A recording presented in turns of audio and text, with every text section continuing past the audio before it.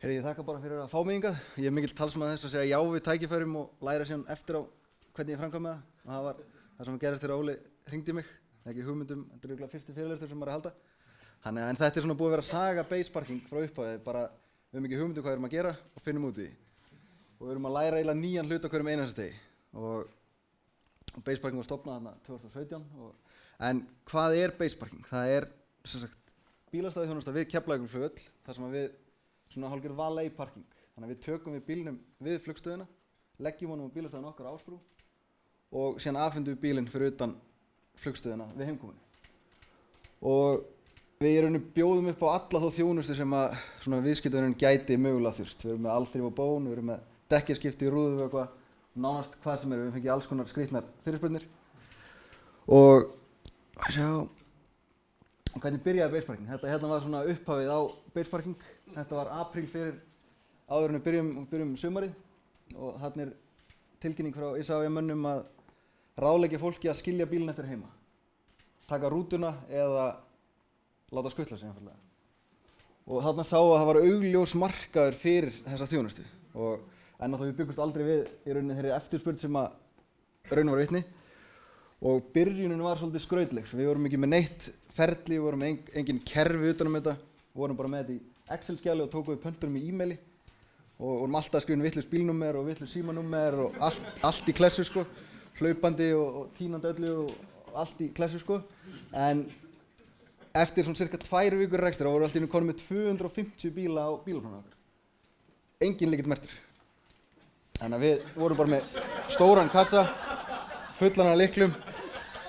Og það voru svona 80 Toyota-lyklar.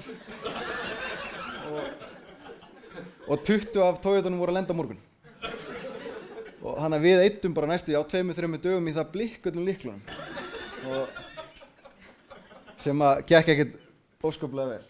En í dag er þetta sem betur verið ekki svona og núna þurfum við að merkja lyklana þannig að við vitum hvar þeir eru lagðir líka. Það er komið það mikill fjöldi sko. En árið 2017 vorum við með 2000 bíla, svona cirka rétt rúmlega. En 2018 fórum við upp í 13.500 bíla. Þannig að þetta er 600% aukning rúmlega á milli ára. Og þannig að það er mikið búið að fara úrskeiðis og mikið búið að læra. En fyrsti starfsmaðurinn kom til okkur eftir svona 30 daga cirka. Og í dag eru 14 starfsmenn í fullri vinnu hjá okkur. Og allan sólarhringinn. En hver er samkeppnin okkar? Það er ríkisrisinn Isavia. Og þeir reka og eiga bílastæðaþjónustu við flugvöllinn.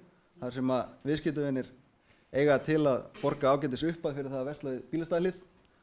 Þannig að við erum að bjóða upp á aðeins öðruvísi þjónustu en þeir. Og þetta hérna svona samskiptin okkar við samkeppnina alveg frá upphafi einkenndust að því að þau fóru gegnum lögmenn.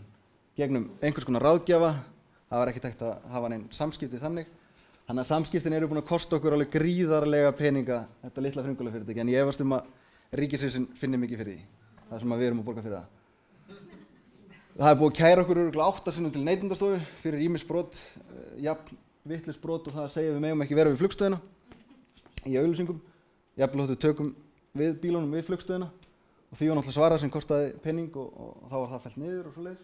Og við kærðum þá til Samkeppniseftirlitsins svona í kjölfarið á ákveðinni svona framferði frá þeim og það er ennþá í vinnslu og við svona erum að vonast eftir jákvæðum svörum við því. En hérna, þetta er svona eina af útspilum hjá þeim. Þarna sjáum við bílgeymslu í okkur og þetta er bílastæði rétt í flugvöllinu sem var ómerkt og við vorum að geyma bíla, svona þetta er undirbúningsstæði. Þarna voru bílar að fara í afhendingu svona eftir klukkutíma og þetta mætti okkur, grafa fyrir innganginn. Þannig að við náðum ekki að afhenda bílana. Og alveg brjálaði kúnnarinn sem betur verið urðu þeir brjálaður til Isavia. Þetta hérna er síðan á páskadag, þarna var ég staddur út í Amsterdam, góðum feeling, fæ símtal, það er búið að loka alla bílana inni á öðru undirbúningsstæði við flugvöllinn. Og það enda á því að það þurfti að hringja á lögregluna og hérna er önnur mynd.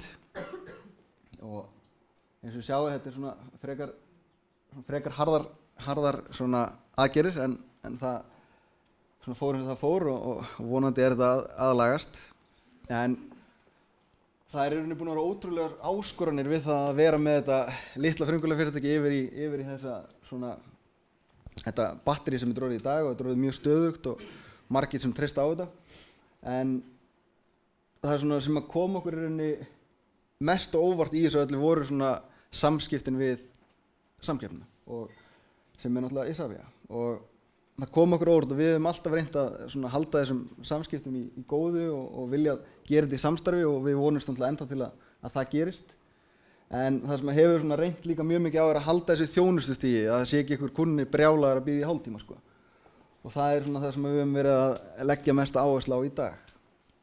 Og líka það, við erum með núna eins og sé, við erum með 14 manns í vinnu og ég held að meðalaldurinn sé 20. Þannig að það mikið og maður þarf að leggja mikið á sig að taka mistökunum þeirra og takast á við með þeim út af því að þau gera mistök nánast á hverjum einasta degi.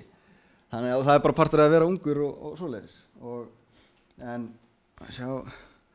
En já, það sem hefur hjálpað okkur aðalega frá upphafi öllu aðstoð sem við fengum, aðalega frá lögmönnum og almannatenglum og alls konar svona og án þeirra hefðum við líklega bara hætt eftir nokkra mánuði í rekstri af því við hefum ekki getað staðið í þessu. En base parking klárlega komið til að vera og við erum á þeim stað að hafa gríðarlega vöxtur á síðasta ári og núna eru fyrstu 2 mánuðin búnir þannig að það ennþá gríðarlega mikill vöxtur og við ætlum bara að halda því áfram inn í 2019-2020 og halda okkar striki og reyna að bæta alla ferla og bæta þjónustuna svo að fólk verði ánægt í öllum tilfellum þegar Gallup hringir.